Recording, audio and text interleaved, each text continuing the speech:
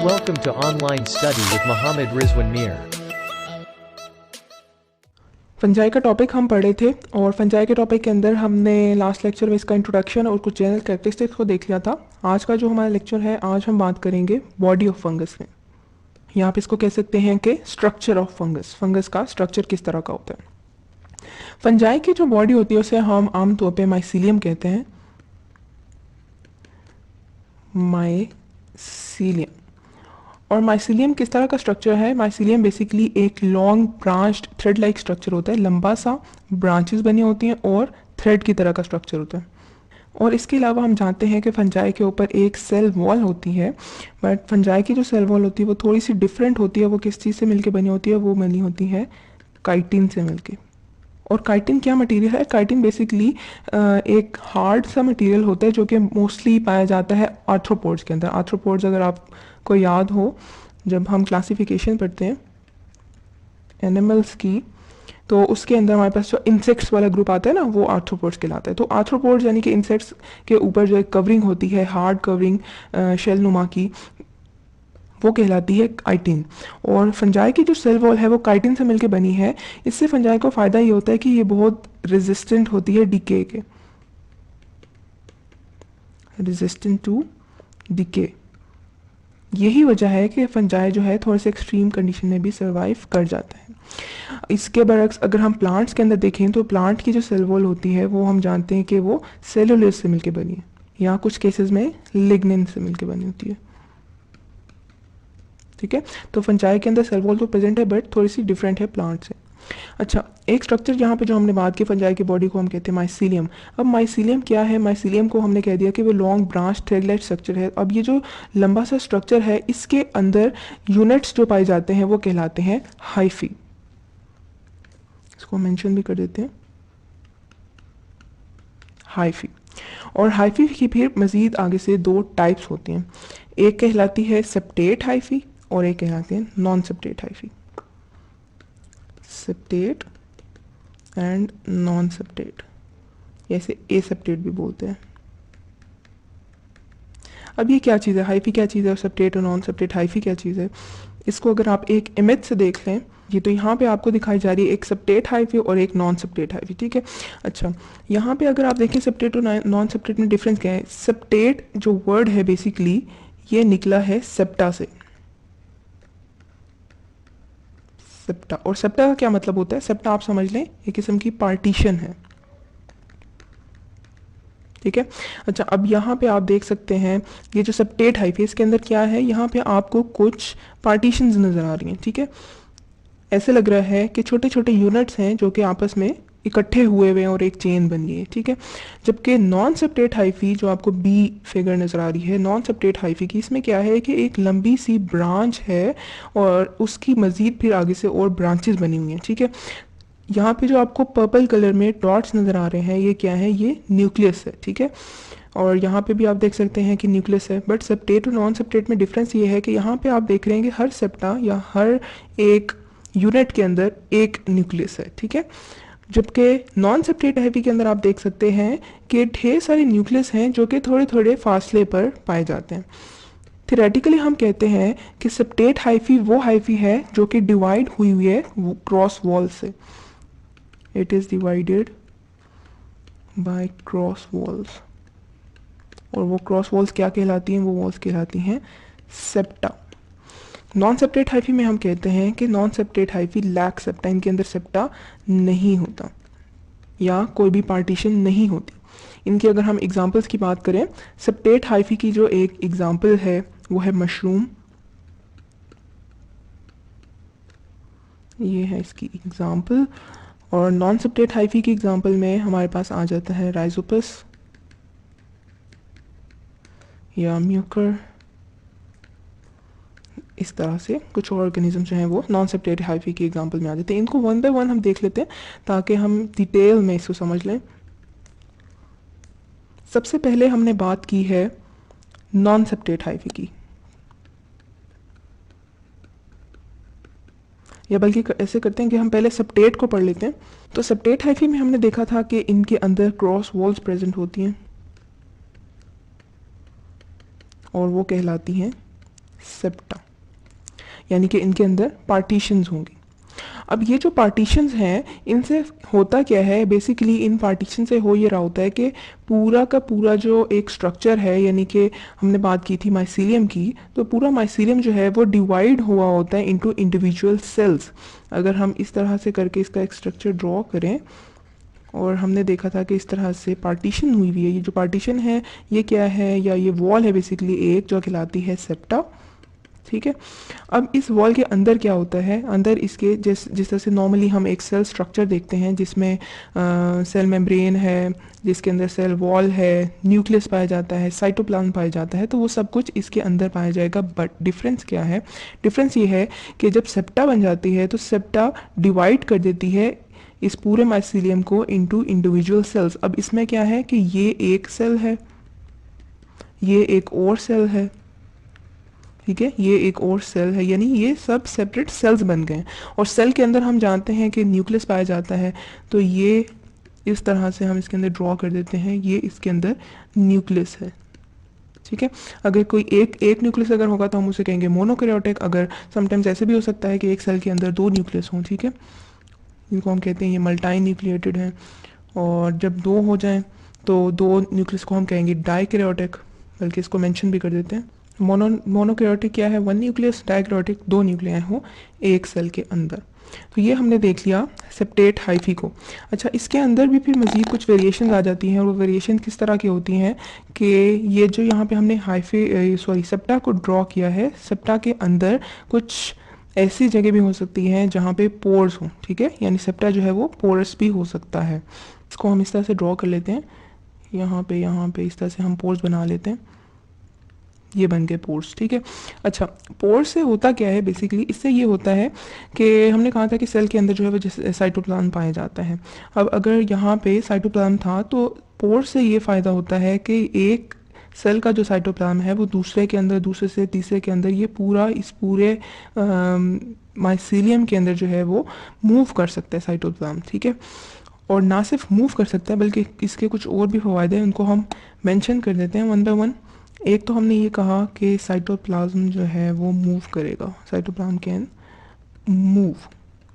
इसके अलावा ऐसे होता है कि जब साइटोप्लाज्म मूव करता है तो वो अपने साथ कुछ और मटेरियल्स भी लेके जाता है। ठीक है, तो it can carry material with it, और मटेरियल कैरी करके कहाँ लेके जाएगा, इसको ग्रोइंग टिप की तरफ ले जाएगा, ग्रोइंग टिप। ठीक है, अब जैसे ही हमने कहा कि चेन है, तो चेन ऑफ कोर्स कहीं ना कहीं से ग्रो कर रही होगी, कोई एक टिप ऐसी होगी जहाँ से वो मज़ीद आगे की तरफ ग्रो कर रही होगी, तो ग्रोइंग टिप की तरफ क्योंकि ज़्यादा ज़रूरत होगी फूड कंपोनेंट्स की, तो उस तरफ मटेरियल जो है वो मूव करेंगे with the help of cytoplasm. तो ये हमने फ़ायदा देख लिया इसके अंदर जो पोर्स पाए जाते हैं उसका। एक और इमेज है मेरे पास जहाँ पे आपको सेप्टेट हाइफी दिखाया जा रहा है, और सेप्टेट हाइफी में आप देख सकते हैं कि ये क्या है, ये डाइकैरियोटिक है, इसके अंदर दो न्यूक्लियस हैं, दो न्यूक्लियाई यानी कि, और बाहर की साइड पे एक सेल वॉल है। ये जो पार्टीशन है यहाँ पे आपको इस तरह से दिखाई जा रही है, इसको भी हम ड्रॉ कर देते हैं ऐसे, ये पार्टीशन और ये पार्टीशन। ठीक है, तो इस तरह से आपको पार्टीशन दिखाई गई है जो कि है सेप्टा, और सेप्टा के अंदर यहाँ पे आप देख सकते हैं ये पोरस है। ठीक है, यानी कि इसके अंदर से साइटोप्लाज्म मूव कर सकता है। तो ये हो गया हमारे पास सेप्टा या सेप्टल पोर, और इसके बाद है साइटोप्लाज्म जो कि इसके अंदर पाया जाता है। ठीक है, तो ओवरऑल ये एक सेप्टेट हाइफी की एग्जाम्पल है। इसके बाद हम आ जाते हैं नॉन सेप्टेट हाइफी के ऊपर। अच्छा, नॉन सेप्टेट हाइफी के बारे में हम जानते हैं कि इनके अंदर सेप्टा नहीं होती, यानी कोई पार्टीशन नहीं होती, यानी दे लैक सेप्टा। सेप्टा नहीं है तो ये डिवाइड भी नहीं हुए होते, दे आर नॉट डिवाइडेड। और जब डिवाइड नहीं होते तो फिर क्या होता है, डिवाइड नहीं हुए होते तो ये जो हमने इसके अंदर माइसीलियम की बात की थी, माइसीलियम के अलावा जो हाइफी की बेसिकली हमने बात की थी, हाइफी जो है वो एक ही सेल पे मुश्तमिल होगा। ठीक है, हम इसे कहते हैं कि ये एक ही लंबा सा मल्टी न्यूक्लिएटेड सेल होगा। मल्टी न्यूक्लिएटेड का क्या मतलब है, इसका मतलब है कि ढेर सारे न्यूक्लियस जो है इसके अंदर प्रेजेंट होंगे और वो पूरा का पूरा क्या होगा, वह एक ही सेल होगा। यहाँ पे ऊपर जब हमने एक फिगर देखी थी नॉन सेपरेट हाइफी की, तो यहाँ पे आप देख सकते हैं, और इसमें ढेर सारे न्यूक्लियस जो है, यहाँ पे आपको पर्पल पर्पल जो आपको डॉट्स नज़र आ रहे हैं क्या है, न्यूक्लियाई हैं। और ये पूरा का पूरा क्या है, ये एक ही सेल है, ठीक है। एक ही सेल में ढेर सारे न्यूक्लियाई प्रेजेंट हैं और उसके अंदर जो साइटोप्लाज्म है वो इजीली इधर उधर मूव कर सकता है, ठीक है। तो ये हमने देख लिया नॉन सेपरेट हाइफी को। ऐसा हाइफी जिसके अंदर सेप्टा प्रेजेंट नहीं है या जिसे हम नॉन सेप्टेट या ए सेप्टेट हाइफी कहते हैं, इसका एक और नाम भी होता है, इसे हम कोएनोसिटिक हाइफी भी कहते हैं। कोएनोसिटिक हाइफी। और कोएनोसिटिक हाइफी की क्या कैरेक्टरिस्टिक है, क्या खसूसियत है, इसकी खसूसियत ये है कि साइटोप्लाज्म जो इसके अंदर इजीली मूव कर सकता है एंड दे लैक सेप्टा, इनके अंदर सेप्टा प्रेजेंट नहीं है। ओवरऑल अगर हम माइसीलियम की एग्जांपल देखना चाहें तो ओवरऑल अगर हम माइसीलियम की एग्जांपल देखें कि इस इमेज में आप देख सकते हैं आपको मशरूम दिखाया गया है। मशरूम बेसिकली क्या है, वो सेप्टेट हाइफी होती है। और इसमें जब हम बात करते हैं माइसीलियम की, तो माइसीलियम क्या चीज़ होती है, माइसीलियम बेसिकली अगर आप यहाँ पे देखें तो ये जो थ्रेड से आपको नज़र आ रहे हैं ना, ब्रांचेस नज़र आ रही हैं, जैसे आपको लग रहा है रूट्स हैं ये, तो ये क्या है, बेसिकली ये रूट्स नहीं है ये, बल्कि इसे हम कहते हैं ये है माइसीलियम। यानी कि ये पूरा का पूरा जो नेटवर्क है ये क्या कहलाएगा, ये कहलाएगा माइसीलियम, ठीक है। और इस माइसीलियम के अंदर जो छोटे छोटे यूनिट्स हैं वो कहलाते हैं हाइफी, ठीक है। और कुछ हाइफी आप देख रहे हैं कि ये ग्राउंड से ऊपर है, कुछ अंडरग्राउंड हाइफी हैं। ये बेसिकली वो स्ट्रक्चर है जिसको हमने पढ़ा था, जिसके अंदर से फिर हमने इसकी मजीद दो टाइप्स, स्टेप सेप्टेट और नॉन सेप्टेट हाइफी देखी। माइसीलियम की जहाँ हम बात करें, यहाँ पे भी आप इसका एक नेटवर्क, एक मैश देख सकते हैं। माइसीलियम जो है वो बहुत ज़्यादा फैला हुआ होता है। वैसे तो फंजाई के सारे पार्ट्स ही एक्टिव होते हैं और वो ग्रो करते हैं, लेकिन माइसीलियम जो है वो हम उन लॉन्ग चेन्स को कह रहे हैं।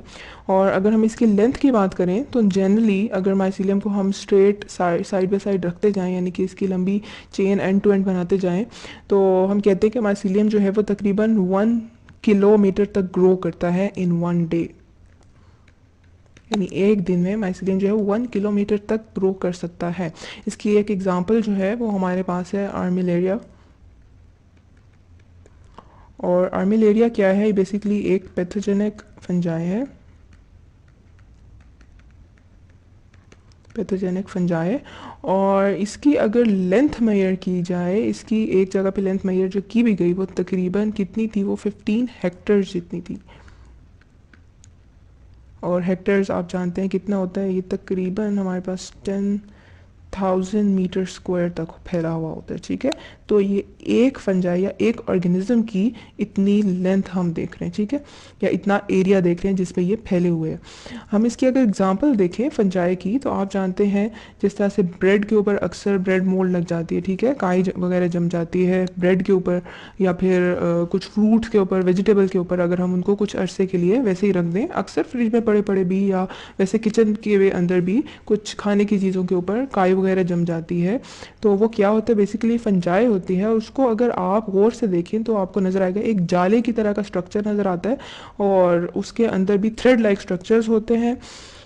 एक एग्जांपल जो कि लास्ट लेक्चर के अंदर भी हमने देखी थी, यहाँ पे आप देख सकते हैं ऑरेंज के ऊपर आपको एक स्ट्रक्चर नज़र आ रहा है, और इस तरह से आपने अक्सर देखा भी होगा, घरों में भी पाए जाते हैं कुछ फ्रूट्स के ऊपर, वेजिटेबल्स के ऊपर, ब्रेड वगैरह के ऊपर। तो ये क्या है, ये फंजाई है, और ये फंजाई बहुत जल्दी ग्रो करती है। अगर आप पीच को देख लें, पीच के ऊपर अक्सर आपको नज़र आएगी, या माल्टे के ऊपर नज़र आएगी। ये कहाँ पाई जाती है, मोस्टली ये उन सर्फेसिस के ऊपर पाई जाती है जहाँ पे मॉइस्चर होगा, ठीक है। मॉइस्चर एक तो उसको अपनी फूड के लिए भी चाहिए, और दूसरा मॉइस्चर में ये बहुत अच्छी तरह ग्रो कर सकते हैं। और एक बहुत बड़ी प्रॉपर्टी जो फंजाई की वो ये है कि वो स्प्रेड होते हैं। देखें सबट्रेट के ऊपर, सबट्रेट हम कहते हैं वो चीज़ जिसके ऊपर फंजाई आके अटैच हो गई है, सबट्रेट। जैसे एंजाइम्स के केस में हमारे पास सबट्रेट होता है ना, इसी तरह फंजाई के केस में हम देख रहे हैं सबट्रेट, और सबट्रेट के ऊपर सबट्रेटम जिसे हम कहते हैं उसके ऊपर आके फंजाई का पहला काम ये होता है कि उसने अपने आप को स्प्रेड करना होता है, ठीक है, वो इसके सारे एरियाज़ के ऊपर। यही वजह है कि आप किसी भी फ्रूट को, वेजिटेबल को देखें जिसके ऊपर फंजाई हो, तो क्या होगा कि पहले एक पतली सी लेयर उसकी पूरी बॉडी को कवर करेगी, और फिर उसके बाद वो लेयर जो है वो आहिस्ता आहिस्ता थिक होती जाएगी। ओवरऑल जब हम इसकी बॉडी की बात करते हैं तो हम कहते हैं कि फंजाई या फंजाई के अंदर जो हाइफी है वो समटाइम्स पैक्ड होती है, और वो पैक होके एक कम्प्लेक्स स्ट्रक्चर बना देती है। और जिस तरह के हमने अभी मशरूम की एग्जांपल देखी है, मशरूम के अंदर भी हमने देखा था, एक कम्प्लेक्स स्ट्रक्चर बन जाता है और आपको एक मैश या नेटवर्क नज़र आता है, ठीक है। फंजाई के अंदर जो न्यूक्लियस हमने देखा था उसको हम कहते हैं कि फंजाई का जो न्यूक्लियस होता है वो हैप्लॉइड होता है। हैप्लॉइड किसे कहते हैं? हैप्लॉइड कहते हैं कि इसमें हाफ नंबर ऑफ क्रोमोसोम यानी कि n नंबर ऑफ क्रोमोसोम जो है वो प्रेजेंट होंगे, बट इन सम केसेस ये जो हैप्लॉइड है डिप्लॉइड भी हो जाता है। ये कब होता है? जब फंजाई के अंदर सेक्सुअल रिप्रोडक्शन होती है। रिप्रोडक्शन अभी हम जस्ट इसको मेंशन कर रहे हैं, इनको डिटेल में हम वन बाय वन देखते जाएंगे जब इनके टॉपिक्स पे हम आएंगे, जब हम रिप्रोडक्शन को देखेंगे या जब हम ग्रोथ को देख रहे होंगे। तो ये हमारे पास फंजाई का टॉपिक था जिसके अंदर आज हमने इसकी बॉडी को बेसिकली देखना था, बॉडी स्ट्रक्चर को कि किसकी बॉडी होती है। थोड़ा सा हम इसे समराइज़ कर लेते हैं आज के लेक्चर को कि हमने क्या क्या पढ़ा। आज हमने फंजाई की बॉडी को देखा जिसके अंदर हमने कहा कि फंजाई की बॉडी को हम माइसीलियम कहते हैं और माइसीलियम जो है इसके अंदर कुछ स्ट्रक्चर्स पाए जाते हैं या इसके जो यूनिट्स पाए जाते हैं वो कहलाते हैं हाइफी। और हाइफी को फिर हमने कहा कि इसकी दो टाइप्स होती हैं, एक होती है सेप्टेट हाइफी, एक non septate hyphae. Septate hyphae को हमने कहा कि इसके अंदर स्पेशल पार्टीशंस पाई जाएंगी, जैसे इस इमेज के अंदर भी आप देख सकते हैं। नॉन सेप्टेट के अंदर कोई पार्टीशन नहीं पाई जाती। सेप्टेट हाइफी का हर यूनिट जो है वो एक सेल होता है, एक सेपरेट सेल होता है, जबकि नॉन सेप्टेट हाइफी का जो पूरा का पूरा एक यूनिट है वो पूरा का पूरा एक ही सेल पर मुश्तमिल होता है। इसके अंदर हमने सेप्टेट हाइफी में कुछ मल्टी न्यूक्लिएटेड सेल्स भी देखे, यानी कि एक सेल के अंदर एक से ज़्यादा न्यूक्लियस भी प्रेजेंट थे।